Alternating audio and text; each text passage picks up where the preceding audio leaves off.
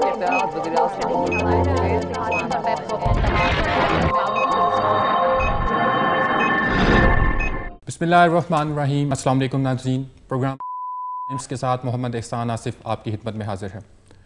नाज़रीन, पाकिस्तान गुज़िश्ता कई सालों से मुख्तलिफ़ किस्म की दहशत गर्दी का शिकार है। बम धमाकों और ख़ुदकुश हमलों में रोज़ाना कई शहरी अपनी जान गंवा बैठते हैं। आज के प्रोग्राम में हम बात करेंगे पाकिस्तान में बढ़ती हुई दहशत गर्दी के बारे में और ये जानने की कोशिश करेंगे कि वो कौन लोग हैं जो दहशत गर्दी की इन वारदातों में मुलविस हैं।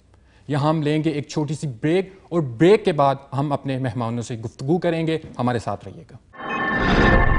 हमें अभी अभी ज्वाइन किया है पाकिस्तान पीपल्स पार्टी के कायरा साहब ने। उन्हें अपने प्रोग्राम में खुशामदीद कहते हैं। कायरा साहब, मुझे ये बताइएगा कि हुकूमत हर रोज़ ये दावा करती है कि पाकिस्तान में दहशत गर्दी के नेटवर्क को तोड़ दिया गया है और मुल्क में अमन व अमान की सूरत हाल को बेहतर बना दिया गया है, लेकिन उसके बावजूद दहशत गर्द हमारे हाई सिक्योरिटी एरियाज़ को हिट करके आसानी से चले जाते हैं। इसकी क्या वजह है? पहले तो शुक्रिया आपका, आपने मुझे प्रोग्राम में बुलाया। मुल्क की तमाम तर एजेंसियाँ अपना काम मुकम्मल तंदही के साथ कर रही हैं, लेकिन इस वक्त इशू ये है कि जो इंटरनेशनल सीन बन गया है, हमारा जो पाकिस्तान है इंटरनेशनल बैटल ग्राउंड बन गया है, जिसकी वजह से यहाँ पे एक एजेंसी ऑपरेट नहीं कर रही है। हमारी एजेंसियाँ जितना अच्छा काम कर रही हैं लोगों को वो नज़र नहीं आता। आप थोड़ा सा हमें ये बताइएगा कि जब भी कोई बम धमाका होता है या कोई खुदकुश हमला होता है तो उसकी ज़्यादातर जिम्मेदारी किसी दूसरे मुल्क पे डाल दी जाती है या ये कहा जाता है कि इसमें कोई बैरूनी हाथ मुलविस हैं। तो ये क्या एक रवाज बन गया है हमारा कि हम अपनी जिम्मेदारी को किसी दूसरे बंदे पे डालने? चलिए जनाब, पॉलिटिकल जोक। ओके नाज़रीन, खबर ये है कि हमारे एक बहुत ही हसीन सियासतदान और साबिक वफाकी वज़ीर नो बिजली और पानी पानी जनाब राजा परवेज़ अशरफ साहब का नाम गिनीज बुक का वर्ल्ड रिकॉर्ड में शामिल कर लिया गया है। राजा साहब ने अपने मंशूर बिजली मुकाओ अमन फैलाओ रेंटल प्लांट लगाओ पैसा कमाओ के तहत पूरे पाकिस्तान से बिजली के मुकम्मल खात्मे और अमन व अमान की सूरत हाल को बेहतर बनाने में बहुत अहम किरदार अदा किया है।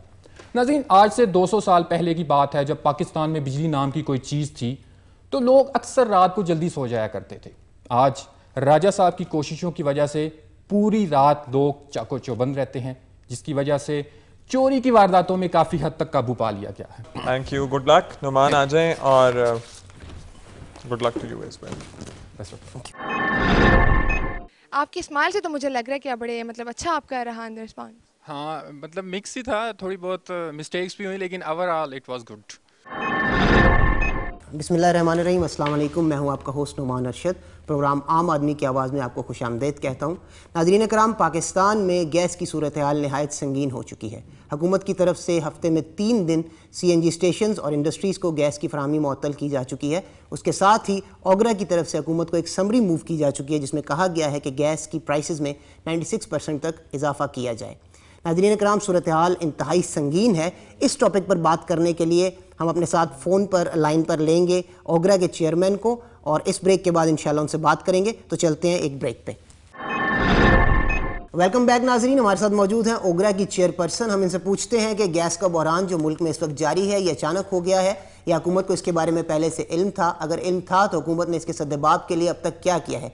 जी मैम, बताइएगा ये गैस के बहरान के बारे में आप हमारी रहनुमाई करें कि ये एकदम से कैसे हो गया। देखिए जी, हमारे मुल्क में चीज़ों की कमी नहीं है। हमारे मुल्क में कुदरती वसाइल बहुत ज़्यादा हैं, लेकिन हम उनको इस्तेमाल कर रहे हैं। कई दफ़ा ऐसा हुआ कि हमारी जो गैस की तनसीबात है उन पर बहुत ज़्यादा हमले हो गए हैं, जिसकी वजह से गैस की शॉर्टेज हो गई है। बाज़ दफ़ा ये है कि बलूचिस्तान से जब गैस आ रही होती है तो यहाँ पर बाकी मुल्कों में जब sorry to interrupt you ma'am, लेकिन गैस की तनसीबात पर हमले इतनी तादाद में नहीं हो रहे हैं कि जिस लेवल का गैस बहरान मुल्क में मौजूद है वो पैदा हो जाए। हमारी मालूमात के मुताबिक आपके पास तकरीबन 31 गैस फील्ड्स हैं जिसमें से आप सिर्फ 2 यूज़ कर रहे हैं। 29 को आपने अभी तक कैप भी नहीं किया है। हम लोग काम कर रहे हैं मुसलसल। आप ये कह रहे हैं कि हम काम नहीं कर रहे हैं। हमारी जो हुकूमत है मुसलसल काम कर रही है। हमारा काम तो हम जिस शोबे में भी हम आहिस्ता आहिस्ता जितना भी मुल्क है से बात करते हैं, मुल्क में इतनी आबादी है, इतने ज्यादा जो है गाड़ियां हो गई हैं जो सारी गैसें चल रही है, इतने ज्यादा जो एकदम से हमारी जो तलब बढ़ गई। एक तो वही वाली बात जो बुखारी साहब ने आपको बताई कि क्रॉस टॉक आप पार्टिसिपेंट्स कर सकते हैं, आप तो इंटरव्यूअर हैं।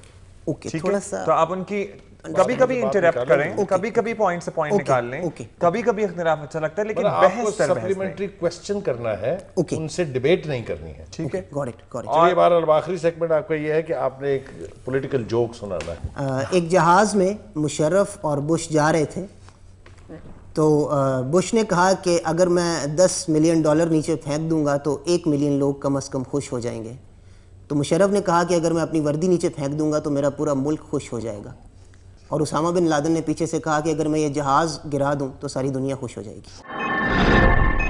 बिस्मिल्लाहिर्रहमानिर्रहीम। फरजाना काजिम वक्त न्यूज़ के साथ आपके सामने प्रोग्राम जामे जहां आज हम बात करेंगे पाकिस्तान को मौजूदा दरपेश सूरत हाल जो इतनी ख़राब हो चुकी है, इतनी तशवीशनाक हो चुकी है कि पाकिस्तान का जो अपनी शनाख्त है वो ख़त्म हो गई है, इसको टेररिस्ट के नाम से पुकारा जाने लगा है। तो हम इस पे सूरत हाल पे बात करेंगे कि पाकिस्तान इतना बदनाम क्यों हो गया है, पाकिस्तान को अपनी शनाख्त कायम करने के लिए किस चीज़ की ज़रूरत है। इसके लिए हमने अपने कुछ मेहमानों को बुलाया, कुछ को टेलीफोन कॉल्स पे बुलाया हुआ है। हम बात करेंगे एक छोटी सी ब्रेक के बाद।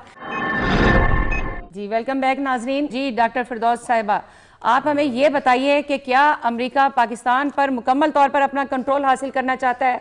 अमेरिका डेफिनेटली अपना हाथ हम पे रखना चाहता है, क्यों नहीं रखना चाहता। ये बात है तो मैं बिल्कुल एग्री करती हूँ आपकी कि अमेरिका हमारे मुल्क में घुस के वो डेफिनेटली अपना हाथ हमारे ऊपर रखना चाहता है। इसमें किसी बात का कोई शक, इसमें कोई शक की गुंजाइश नहीं है। मेरा सवाल ये है कि अगर अमेरिका यहाँ पर कंट्रोल करना चाह रहा है तो हमारी पाकिस्तानी अफवाज, हमारी सिक्योरिटी एजेंसियाँ, हमारे हुक्मरान क्या कर रहे हैं? वो देख रहे हैं कि पाकिस्तान के साथ जो मर्जी आए गेम खेले और चला जाए और आके उस पर कंट्रोल कर ले। हमारी अपनी आज़ादी किधर है, हमारी अपनी शनाख्त किधर है? देखिए मैं आपको बताती हूँ हमारी आज़ादी। आपको पहली बात, आपको आज़ादी तब तक नहीं मिल सकती जब तक आप अपनी जान पर आई जंग से छुड़ा नहीं सकते। ये वॉर एंड टेरर जो है ये हमारी जंग नहीं है, ये अमेरिका की है। अच्छा excuse me, अगर ये हमारी जंग नहीं है तो अमेरिका यहाँ क्या कर रहा है? क्योंकि आप अमेरिका को आने देते हैं। मेरी बात सुने, जो पराई जंग है जब तक आप उससे अपनी जान नहीं छुड़ाएंगे, हमारे यहाँ पे ड्रोन अटैक्स हो रहे हैं। आपने कहा ये पराई जंग है, अगर ये पराई जंग है तो हमने अपनी सरजमीन क्यों दे दी है? हमने अपनी सरजमीन, हमने अपनी फौज को क्यों वहां पे झोंक दिया वजीरिस्तान में? हमने अपनी फौज, आप मुझसे सवाल करेंगे जैसे कि मैंने इजाज़त दे दी है कि जी यहाँ पे आके लड़ाई झगड़े शुरू हो जाएं। मैं आपको एक सलूशन, एक हल बता रही हूँ जिसके ऊपर सब मुत्तफिक होके। हल नहीं चाहिए हमें, सवाल का जवाब। Thank you. पहली बात तो ये है कि आशिक अमान साहब आपकी नौकरी तो गई क्योंकि ये तो आपकी आप अपनी यहाँ जंग है। हुकूमत की पॉलिसी को डिफेंड करने की बजाय कुछ कर एनीवे, वो तो एक lighter, it was a lighter comment but you spoke well. जी अब आप जरा सियासी जोक पर आ जाइए, कोई अगर आपको याद है। हमारे सदर जरदारी साहब पूरे मुल्क का साइकिल पे चक्कर लगा रहे थे। नवाज शरीफ साहब बेचारे आराम से देख रहे थे। उन्होंने देखते देखते उन्हें बड़ा दिल किया और जाके उन्होंने कहा जरदारी साहब से कि थोड़ा जाए मैंने भी कुछ दे दे। तो हमारे जरदारी साहब ने जवाब दिया, चला बैठ, तुझे एक चक्कर और देता हूँ। चलें, थैंक यू। चलिए जनाब, बहुत मेहरबानी आपकी।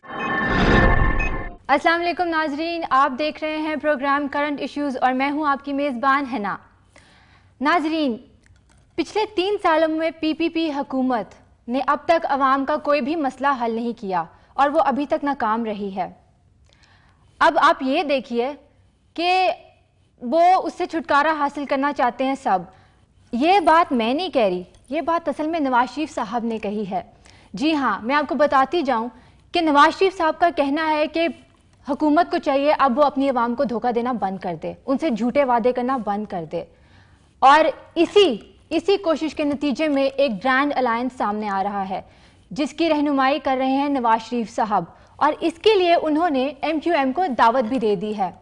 अब जहाँ तक दावत की बात है तो आप ये देखिए कि MQM जो पहले से ही हुकूमत से अलहदगी इख्तियार करके बैठी है, उसने ये जवाब में कहा है कि उनके वो इस दावत का खैर मकदम करते हैं।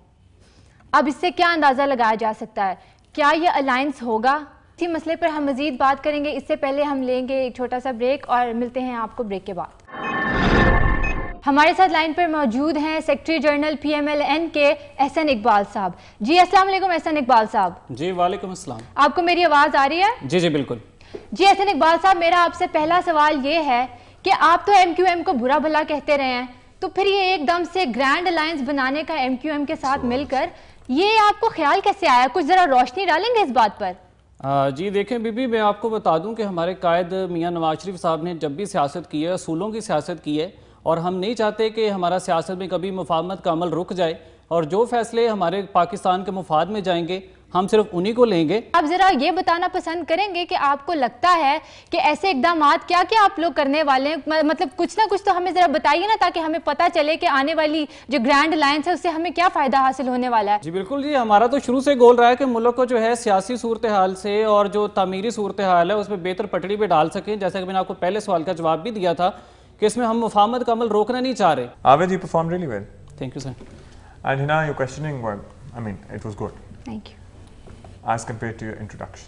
Thank you. Okay, and otherwise, thank you. Thank you.